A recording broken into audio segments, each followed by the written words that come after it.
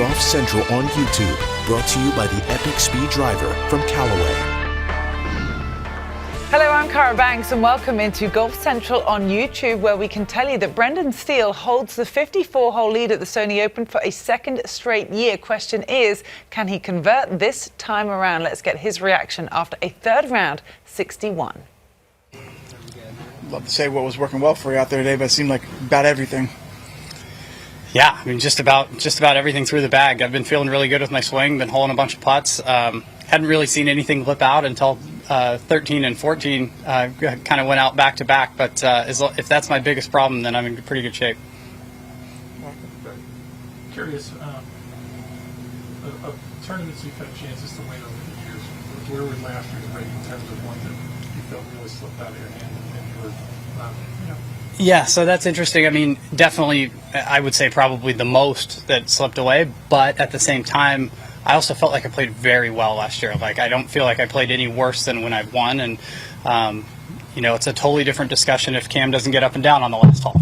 So sometimes it just comes down to what the other guy does as well. And you can't always pull off what you want to. I mean, I would have liked to make birdie on 18 last year, and but unfortunately made a par, and Cam had a nice up and down and didn't do so well in the playoffs. So, but that's definitely on the top of the list for sure.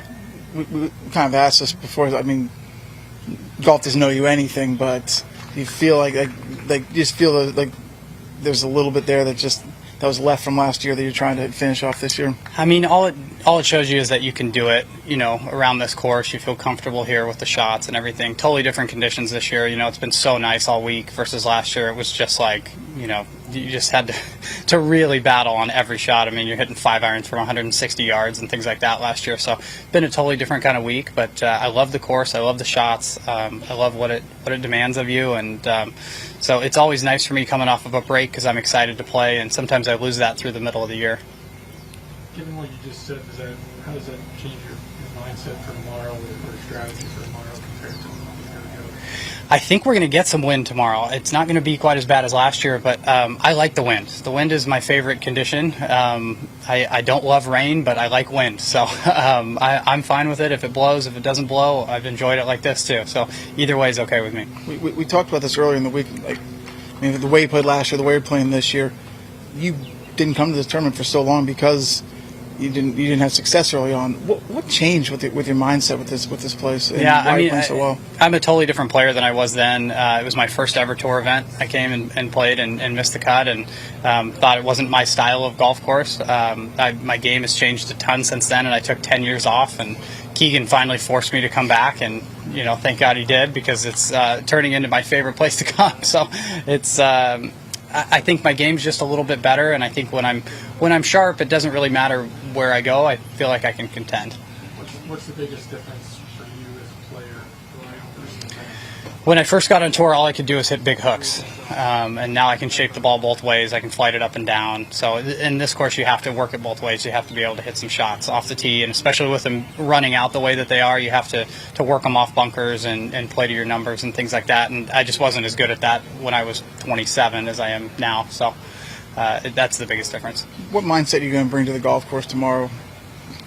I know I'm going to have to go shoot a great round. I know it's going to be really hard. I know guys are going to be coming after me. There's should be a lot of birdies out there, even with the wind picking up a little bit. And I know I'm going to have to shoot one of the best rounds I've ever shot to go win it. So that's what I'm going to go try to do. 18 today, lay up right? Yeah, hit in the right bunker. Didn't get it hooking around the corner, and laid up to a good number and hit a good shot. Thank you. Obviously a lot of highlights today, but how big was the putt on 17? Yeah, I mean, that was nice, kind of a bonus. You're not expecting to make that. It's probably 35 feet. But my coach is on the bag this week, and we're working on the mindset of just like every putt has a chance to go in. Doesn't mean that you're trying to ram it with hard speed, but you're playing it as if you're trying to make it, not just get it close. And that's worked out really nicely. So we did that there, and it paid off.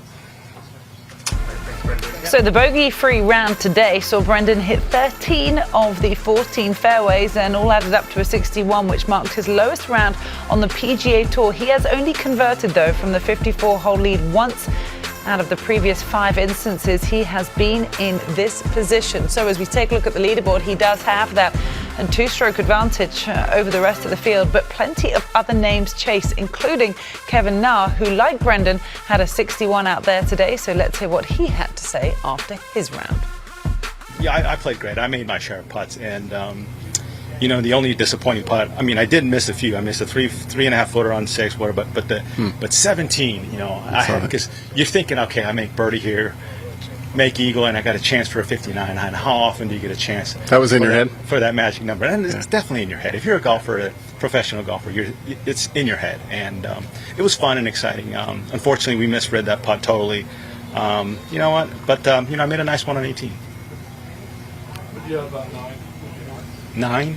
I hit a 5-wood. I think it was like 235, 235-ish, and then I had a beautiful 5-wood. Almost, I think I had a chance of going in for a 2. Your best birdie today was? Best birdie today? I think the best putt I made was on 14. I had a huge left to right breaking putt and just curled in. I think that was my best. Did you make a long one on 4 or 3 or 4? I want to say the par 3. I did make one. It's it's whatever. Didn't bend as much. Didn't bend as much as the other. Yeah, one. it was like 45 footer from the 2 feet off the green. Color.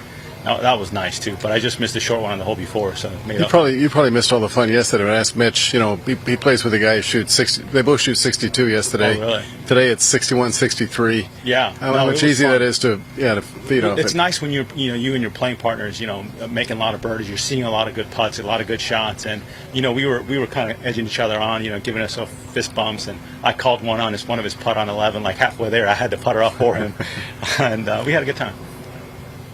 Totally wrong in this. You haven't played here often, right? No, so the last couple of years I was here.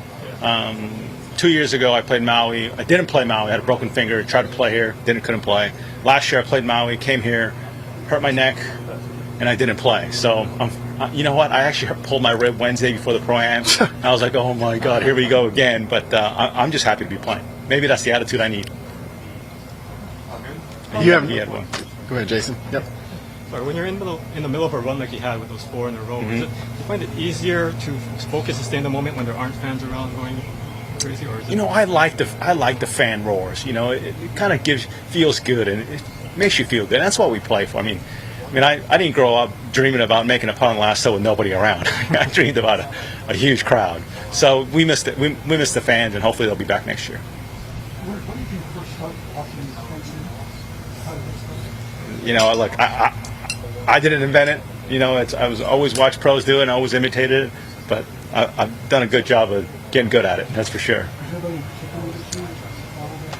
Look, there's so many guys. I can't just name one.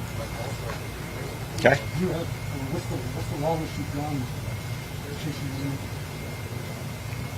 I don't know. I'm sure I've run a 30-footer in before, so. You had a pretty decent one on 13, I think, Kevin. That was a couple. That was like a two-stepper. Yeah. Two-stepper. It wasn't my full-on. Tell you what, these grains it can get you at the end, so you just kind of give one of these at the end sometimes. You're more likely to do it on bent than POA. Oh yeah, definitely. All right. And this is a good scorecard. No wonder his mind was wandering in terms of just how low a number he could put up there today. 1 eagle and a lot of circles that totaled 7 birdies. 61 tied his lowest round on the PGA Tour. So a good day for Kevin Na, and he's in contention to try and secure another victory. Would be a good day for him. Here's what's coming up on the docket on Sunday on Golf Channel. Tee times have been moved up by a couple of hours because of inclement weather they are expecting in Hawaii. So Golf Today will kick off with Damon Hack and Shane Bacon, 1 p.m. Eastern Time. Our pre-game coverage will follow immediately after at 3 o'clock Eastern before that final round kicks off at 4 p.m. and we will wrap it up all up for you on post-game at 8 o'clock tomorrow night after crowning a champion in Hawaii. Thank you for joining us. This was Golf Central on YouTube as we enjoy one last moment in Hawaii.